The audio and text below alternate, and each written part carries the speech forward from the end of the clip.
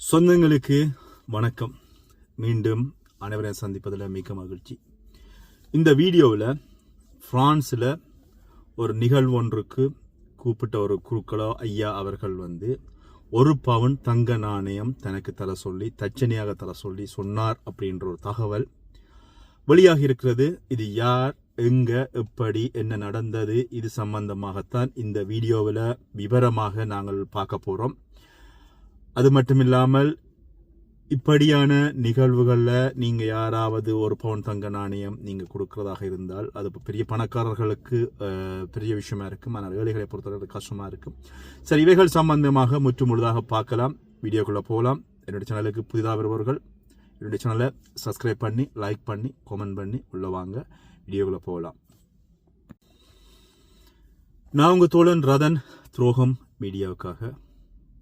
அண்மையில் ஒரு சில பகிர்வுகளை சமூக ஊடகத்தில் அல்லது என்னுடைய வலையொலியில் பகிர்ந்ததன் பின்னர் நிறைய விடயங்கள் தொடர்ச்சியாக கிடைத்து கொண்டிருக்கின்றன. அதே மாதிரி ஒரு சிலர் கால் பண்ணுறது, நோ நம்பர்லேருந்து கால் பண்ணுறது, அல்லது நீங்கள் ஏதாவது வாட்ஸ்அப்பில் மெசேஜ் பண்ணுறது, எதுவாக இருந்தாலும் நீங்கள் எழுத்து மூலமாக எழுதி அனுப்புங்க. கால் பண்ணினா நான் நார்மலாகவே ஆன்சர் பண்ண மாட்டேன். அதை விட இந்த நோ நம்பர்லேருந்து கால் பண்ணிங்கன்னா ஆன்சர் பண்ண மாட்டேன். தவறுகள் திருத்தப்படணும் அல்லது இவரான தவறுகள் இன்னொருவருக்கு நடக்கக்கூடாது என்பதற்காகத்தான் இன்னொரு விழிப்புணர்வாக தான் இந்த பகிர்ந்து கொள்கிறேன். கேட்கிற நீங்கள் கேட்கலாம், கேட்காத நீங்கள் விட்டுக்கொள்ளலாம். அதே மாதிரி தவறு செய்யாத இந்த ஐயாக்கள் யாராவது தங்களுடைய தலைகளை தூக்கி போட வேண்டிய அவசியமும் கிடையாது. ஒரு நிகழ்வில் கூப்பிடுகின்ற ஒரு குருக்கள் ஐயாவுக்கு எவ்வளவு தட்சணை கொடுக்கணும் அப்படி என்று சொல்லி அந்த குருக்கள் கேட்பதற்கான நிபந்தனைகள் எங்குமே இல்லை. அது மட்டும் இல்லாமல் எங்களுடைய நிகழ்வுகளில் வருகின்ற ஐயாக்கள் உண்மையில் நாங்கள் ஏற்கனவே சொன்னது போல பூரண திறமை வாய்ந்த ஐயாக்களா அல்லது பூரணமாக இதில் அவர்களுக்கு ஒரு சிறப்பு தேர்ச்சி இருக்கிறதா அப்படின்றதே இங்கே இப்போ ஒரு கேள்விக்குறியான நிலைமையில தான் இருக்கிறது. எல்லாருமே ஒரு வியாபார நோக்கத்தோடு தான் பயணிக்கிறார்கள். எந்த ஒரு குருக்களுமே சரி, அது வியாபார நோக்கம் என்பதை விட அது அவர்களை அந்த தொழில் ரீதியாக அவர்கள் பயணிக்கின்ற பொழுது ஒரு காலத்தில் எங்களுடைய சமயம், எங்களுடைய கலாச்சாரம், எங்களுடைய பண்பாடு சரியான முறையில் கடத்தப்பட வேண்டும் என்பதற்கு இந்த சமய குருமார்களும் மிகப்பெரிய ஒரு தூணாக இருந்தாங்க. ஆனால் இன்றைக்கு அந்த அப்படியான விஷயங்கள் இல்லை. அதனை தாண்டி ஒரு நிகழ்வொன்றுக்கு ஒரு ஐயாவை நாங்கள் கூப்பிடுகிறோம் அப்படி என்று சொல்லி சொன்னால் அவர்கள் ஏற்கனவே தங்களுடைய சம்பள விஷயத்திலிருந்து எல்லாமே ஏற்கனவே ஒரு விவரங்கள் எழுதி தருகிறார்கள். என்னென்ன பொருட்கள் தேவை, என்னென்ன விஷயங்கள், இதெல்லாமே செய்தாங்க. இதை மட்டும் இல்லாமல் இதுக்கான கொடுப்பன இவ்வளவு அப்படி என்று சொல்லி எல்லாமே சொல்லப்படுறது. அதை மீறி நிகழ்வுக்கு வருகின்ற ஐயா, அவரோடு வருகின்ற உதவியாளர், அவர்களுக்கு எல்லாமே தட்சணையாக பணம் கொடுக்கின்ற விஷயம் எல்லாருமே செய்கின்றது. அநேகமானவர்கள் மினிமம், அதாவது குறைஞ்சது 100 ரூபாய்ச்சும் ஒரு நிகழ்வுக்கு வருகின்ற ஐயாக தட்சணையாக கொடுப்பார்கள். உதவியாளராக வருபவருக்கு 80, 90, 100 அல்லது அவருக்கு 50 ஏதோ தங்களால் முடிஞ்சவாது தொகையை கொடுக்குறாங்க. இது பிரான்ஸை பொறுத்தவரையில் இருக்கின்ற ஒரு விஷயம். இதனை கடந்து நேற்றைக்கு வேலை செஞ்சு கொண்டிருக்கிற டைமில் இந்த ஃபேஸ்புக் லைவ் ஒன்று போய் கொண்டு வந்துச்சு. உங்கள் எல்லாருக்குமே தெரியும், இந்திரன்னா இங்கே பிரான்ஸில் இருக்கின்ற ஒரு பாடகர். அவர் அவருடைய ஃபேஸ்புக் லைவ்ல வந்திருந்தார். எதேச்சியாக அதுக்குள்ள சரி, நான் நம்மளை இதில் மினக்கட்டு கொண்டு இருக்கிறதில்ல, எனக்கு பொழுது போகல, சரி அதுக்குள்ள போய் பார்ப்போம் என்ன செய்கிறார் அப்படின்னு சொல்லி பார்ப்போம் அப்படின்னு சொல்லி போகின்ற பொழுது இந்திரன்னா காய்ச்ச விஷயம்தான். அதாவது எங்கேயோ ஒரு குருக்கள் அவர்கள் தனக்கு தட்சணையாக ஒரு பவுன் நாணய குத்தி வாங்கி தர சொல்லி சொன்னதாக அதில் சொல்லி சொன்னார். உண்மையில வேதனையான ஒரு விஷயமாக இருக்கிறது. ஒரு பவுன் நாணய குத்தியினுடைய பெறுமதி கிட்டத்தட்ட 1100, 1200 ஈரோ. யோசிச்சு பாருங்க. ஏற்கனவே தட்சணையாக காசு கொடுக்குறோம், அதை விட நீங்க ஒரு பவுன் நாணய குத்தியும் கேட்குறீங்கன்னு சொன்னா நீங்க எவ்வளவு ஒரு பெரிய கோடீஸ்வரராக இங்க பிரான்ஸ்ல வாழ்றீங்க. இதுல இன்னும் ஒரு விஷயம், இந்த குருக்களோ இந்த ஐயாக்களோ வீட்டுக்கு வருவார்களோ இவருக்கு தனியாக ஒரு சொசைட்டி இல்லை. நாங்கள் கொடுக்கின்ற தட்சணை பணத்துக்கு ஒரு பற்றிச்சீட்டு இல்லை. நாங்கள் கொடுக்கின்ற கொடுப்பனவுகளுக்கு ஒரு பற்றிச்சீட்டு இல்லை. ஒரு திருமண விழாவுக்கு வருகின்றான்னு சொன்னால் 600 யூரோ 700 யூரோ நீங்கள் வாங்குறீங்கன்னு சொன்னால் அதுக்கான ஒரு பற்றிச்சீட்டு இல்லை. அவ்வளவு காசும் உங்களுக்கு கருப்பு பணமாக வருகின்றது. அந்த கருப்பு பணத்தை வாங்கி கொண்டு அதை விட நீங்கள் ஒரு பவுன் குத்தி நீங்கள் தட்சணையாக கேட்குறீங்க அப்படின்னு சொல்லி சொன்னால் மிகவும் வேதனையான ஒரு பகிர்வாக தான் இந்த பகிர்வு என்னை பொறுத்தவரையில் அமைகிறது. மக்களை சமயம் என்கின்றதன் அடிப்படையில் வந்து ஏமாற்றுவது அப்படின்றது உண்மையில் மிக ஒரு முட்டாள்தனம். மதத்தை மதிக்கிறோம், மத ரீதியாக நம்மளால் முடிஞ்ச வர கோயில்களில் போகிறோம், கும்பிடுறோம், ஆசீர்வாதம் வாங்குகிறோம். எந்த ஒரு ஐயாவாவது இதுவரைக்கும் கடவுளினுடைய நேரடி ஆசீர்வாதம் பெற்றோ அல்லது வந்து அவர் வந்து ஒரு ஒரு ஒரு கடவுளோட நேரடி தொடர்போடு இருந்ததான வாய்ப்புகள் இல்லை. எல்லாருமே ஒரு மந்திரம் அப்படின்ற ஒரு வகையில் ஒரு சமஸ்கிருத மந்திரத்தை நீங்கள் சொல்கிறீங்க. அந்த மந்திரத்தில் நீங்கள் என்ன சொல்கிறீங்க அப்படின்றது எங்களுக்கு பூரண தெளிவில்லை. அதையும் கேட்டு நாங்கள் வந்து தட்சணையாகவோ கோயில் பற்றிச்சீட்டு எடுத்து அர்ச்சனை செஞ்சு நாங்கள் எங்களுடைய ஒரு ஆத்ம திருப்திக்காக நாங்கள் வந்து கோயிலுக்கு வருகிறோம். பழைய காலங்களில் பார்த்தீங்கன்னு சொன்னால் இந்த சுந்தரமூர்த்தி நாயனாரோ திருநாவுக்கரசரோ சம்பந்தரோ அவர்கள் எல்லாருமே கடவுளிடம் வந்து தேவாரம் தமிழில் பாடித்தான் முத்தி பெற்றார்கள். ஆனால் இன்றைக்கு வந்து எவராவது ஒரு முத்தி பெற்ற ஒரு குருக்கள், கடவுளுக்கு நீங்கள் பரிபூர்ணமாக தொண்டு செய்கின்ற எந்த ஒரு குருக்களாவது முத்தி பெற்றாரா அப்படின்னு சொன்னால் அதுக்கான வாய்ப்புகளே இல்லை. இது வந்து ஒரு வியாபார நோக்கத்தில் வந்து விட்டது. ஒரு குருக்கள் இந்தளவு பெறுமதி வாங்கி ஒரு நிகழ்வை செய்கிறாருன்னு சொன்னால் அவரோடு பயணிக்கின்ற அல்லது அவருக்கு நெருங்கியவர்கள் வந்து அவரை விட ஒரு 50-100 ரூபா போட்டித்தன்மையில தான் இருக்குது.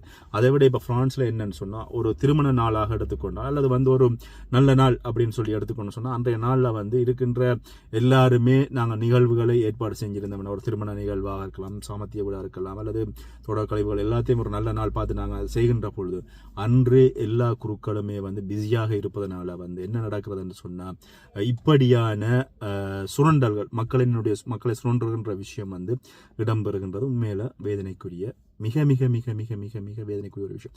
ஒரு பவுன் நீங்கள் தட்சணையா தரணும் என்று சொல்லி நீங்க கட்டாயப்படுத்தி கேட்குறீங்க அப்படின்னு சொன்னா அது யார் செஞ்சார்கள் அப்படின்னு சொல்லி தகவல் தெரியல. தகவல் தெரிஞ்ச நான் வந்து தேடிட்டு இருக்கிறேன், பார்க்கலாம். யாராவது உங்களுக்கு தெரியுமா அப்படின்னு சொன்னா தயவு செஞ்சு நீங்க என்னுடைய கமெண்ட் பாக்ஸ்ல சொல்லுங்க, அல்லது வந்து என்னுடைய வாட்ஸ்அப் இலக்கம் இருக்கிறது 0033 751512510. இது என்னுடைய வாட்ஸ்அப் இலக்கம். இதுக்கு நீங்கள் அவருடைய பேரை நீங்கள் எனக்கு எழுதி அனுப்புங்க. அது மட்டும் இல்லாமல் இப்படி ஒரு சிலர் நீங்கள் யாராவது கொடுத்தீர்களாக இருந்தால் ஒரு நீங்கள் பணக்காரராக இருக்கலாம், அல்லது வந்து நீங்கள் ஏதாவது வேறொரு வழிகளில் அல்லது வந்து ஒரு பெரிய நிறுவனங்களை நடத்துபவர்களாக இருக்கலாம், வேலை செய்பவர்களுக்கு வந்து சம்பளங்களை கொடுக்காம விடுகின்றவர்களாக இருக்கலாம். அப்படிப்பட்டவர்கள் நீங்கள் கொடுத்துருக்கலாம். நீங்கள் உங்களுடைய பெயர் புகழுக்காக ஐயா வந்து உங்களை தலையில் தூக்கி வச்சிருக்கணும் அப்படின்றதுக்காக நீங்கள் ஒரு பவுன் கொடுத்துக்கலாம். ஒரு அடிமட்ட வேலை செய்கிறவர், ஒரு நாள் கூலி வேலைக்கு போகிறவர், விசா இல்லாமல் இருக்கிற சகோதரன் கூலி வேலைக்கு தினமும் போகின்றவன் வந்து ஒரு பவுன் குத்தி கொடுப்பதற்கு அவனால் முடியாது. ஒரு ஐயா இதை வந்து ஒரு வெளியில் கொண்டு வந்து விட்டார், இதை நடைமுறைப்படுத்தி விட்டாங்க அப்படின்னு சொன்னால் ஒட்டுமொத்த குருக்களுமே வந்து இதே நடைமுறையில் தான் வரப்போகிறார்கள். எல்லாருமே எங்களுக்கு வந்து நீங்கள் இனிமேல் ஒரு பவுன் குத்தி தான் தருவீங்கன்னு சொன்னால் அப்படிப்பட்ட ஐயாவை நீங்கள் பிடிக்கிறத விட்டுட்டு உங்களுடைய மன திருப்திக்கு நீங்களே ஏதோ தெரிஞ்ச முறைகளில் செஞ்சு போட்டு நீங்களே அடுத்த கட்டத்துக்கு நகர்ந்து போகிறது என்ன பொறுத்தவரையில் நல்லா. திருமணம் நீங்கள் தாலி கட்ட போறீங்களன்னு சொன்னால் அம்மா அப்பாவை கூப்பிட்டு வச்சு அவங்களுடைய ஆசீர்வாதத்தில் அம்மா தாலி எடுத்தாங்க, அம்மா அப்பா தாலி எடுத்தாங்க, மாமா மாமி தாலி எடுத்தாங்க, ஒரு வயதுக்கு மூத்தவர்களை கூப்பிட்டு அல்லது வந்து ஒரு நல்ல மனசு உள்ளவர்கள், நிறைஞ்ச மனசு உள்ளவர்களை கூப்பிட்டு அவர்களின் ஊடாக ஒரு தாலியை எடுத்து கட்டிட்டு போகிறது வந்து உங்களுக்கும் திருப்தி, அதை விட அவர்களுக்கும் ஒரு சந்தோஷம். அதை விட இப்படியான பண இழப்புகளை வந்து பொருள் இழப்புகளை வந்து நீங்கள் தவிர்க்கலாம். சிம்பிளாக யோசிச்சு பாருங்கள். ஒரு நிகழ்வில் வந்து ஒரு பவுன் குத்தி நீங்கள் தட்சணையாக கேட்குறீங்கன்னு சொன்னால் ஒரு மாதத்துக்கு வந்து குறைஞ்சது வந்து ஒரு 15 இடத்தை நீங்கள் போனீங்கன்னு சொன்னால் உங்களோட வருமானம் எங்கே? இதுக்கு வந்து வருமான வரி கட்டுறீங்களா? அதை விட இதுக்கான பற்றிச்சிட்டு நீங்கள் தாரீங்களா? எதுவுமே இல்லை. சும்மா இருந்து கொண்டு உழைச்சிட்டு போகிறீங்க. ஒரு மணித்தியாலத்தில் 1200 யூரோ யார் தருவாங்க? தயவு செஞ்சு இந்த வீடியோ பார்க்குற சகோதரிகள் கொஞ்சம் யோசிங்க. யாருமே இப்படி யாராவது கேட்டாங்கன்னு சொன்னால் அப்படிப்பட்ட குருக்களை வந்து தயவு செஞ்சு தவிருங்க. அதை விட நான் இன்னொரு விஷயம் என்ன சொன்னால், இங்கே இருக்கிற உண்மையில் எனக்கு தெரிஞ்சவங்க இவர்கள் உண்மையான பிராமண அந்தணர்கள் கிடையாது. இந்த பிராமணம் வந்து எப்படி வந்தது அப்படின்றத நான் இங்கே தெளிவுபடுத்திடும். ஒரு காலகட்டத்தில் இவர்கள் அரசர்களுக்கு பணிவிடை செய்பவர்களாக வந்து கொஞ்சமாக மருவி அதுக்கப்புறம் இந்த கோயில்களில் தோன்று செய்வர்களாக வந்து கோயில்களுக்கு நாங்கள் பூஜை செய்பவர்களாக வந்து சமஸ்கிருத மொழியில் தான் கோயில்களுக்கு பூஜை செய்கிறோம் அப்படின்னு சொல்லி வந்தது. ஒரு காலகட்டத்தில் வந்து சைவ மதமாக இருந்த சமயம் இன்று வந்து இந்து சமயமாக மருவி வந்து நிற்கிறதுக்கு அடிப்படை காரணம் இப்படியே வந்து இந்த சமஸ்கிருத மொழிகளில் வந்து பூசைகள் செய்வது, எங்களுக்கு புரியாத மொழிகளில் பூசை செய்கிறது. அதே மாதிரி வந்து பார்த்தீங்கன்னா இப்போ இந்த பிராமணர்கள் ஒரு புறம் இருக்க, அந்தணர்கள் ஒரு புறம் இருக்க, இப்போ வந்து இந்த குருக்கள் மேர் அப்படின்னு சொல்லி அவர்களுக்கு சரியான முறையில் மந்திரமும் தெரியாது, வேத ஆகமங்களும் தெரியாது, விதிமுறைகளும் தெரியாது, சமஸ்கிருதமும் தெரியாது. எல்லாருமே இந்த சுக்லாம் பரதம் சசிவர்ணம் சதுர்புயம் இந்த ஒரு விஷயமும் இந்த காயத்ரி மந்திரத்தையும் சொல்லிக்கொண்டு தீபாராதனையை காட்டினா நாங்கள் ஏதோ ஐயா மந்திரம் சொல்லித்தான் எங்களுக்கு வந்து ஆசீர்வாதம் பெற்று தருவார் அப்படின்னு சொல்லி, அதே மாதிரி இந்த கன்னிதானம் செய்கின்ற பொழுது, திருமண நிகழ்வுகளில் கன்னிதானம் செய்கின்ற பொழுதோ அல்லது வந்து இந்த நிகழ்வுகளில் வந்து இப்படி செய்யறது இப்போ எல்லாமே யூடியூப்களில் இருக்குது. அதை பார்த்து விட்டு அவர்கள் அதை மனப்பாடம் செஞ்சு கூட இந்த நிகழ்வுகளை வந்து செய்யலாம். என்னை பொறுத்தவரை நான் பிரான்ஸில் வந்து இங்கே எனக்கு தெரிஞ்ச வரைக்கும் நான் ஒரு சில குருக்கள் ஐயாக்கள் எனக்கு வந்து பழக்கம், அவங்களிடம் இது சம்பந்தமாக நான் கேட்ட பொழுது அவர்கள் சொன்னது, இங்கே வந்து உண்மையான பிராமணர்கள் இப்படியான வேலைகள் செய்ய மாட்டார்கள், உண்மையான அந்தணர்கள் இந்த வேலை செய்ய மாட்டார்கள்.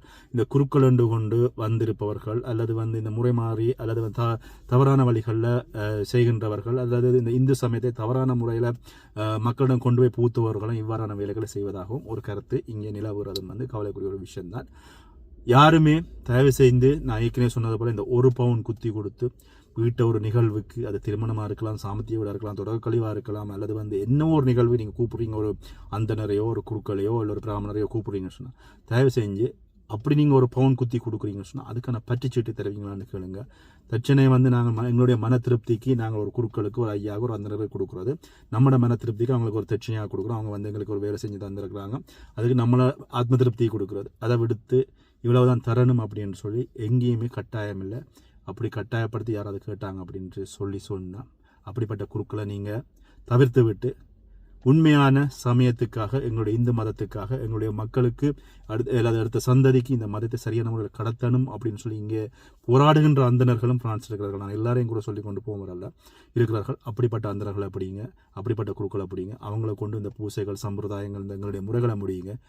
தயவு செஞ்சு யாரும் இவ்வாறான தவறை செய்யாதீங்க. இது பற்றிய உங்களுடைய கருத்துக்களை என்னோட பகிர்ந்து கொள்ளுங்க. மீண்டும் சொல்கிறேன், தவறு செய்கின்ற அல்லது இப்படி குறுக்கு வழிகள் உழைக்க நினைக்கிறார்கள் மட்டும் இதை வந்து உங்களோட தலையில் தூக்கி போடலாம். நேர்வழியில் இருக்கின்ற ஐயாக்களுக்கு வந்து இது பொருந்தாது. மீண்டும் இந்த வீடியோவில் சந்திக்கிறேன். நன்றி.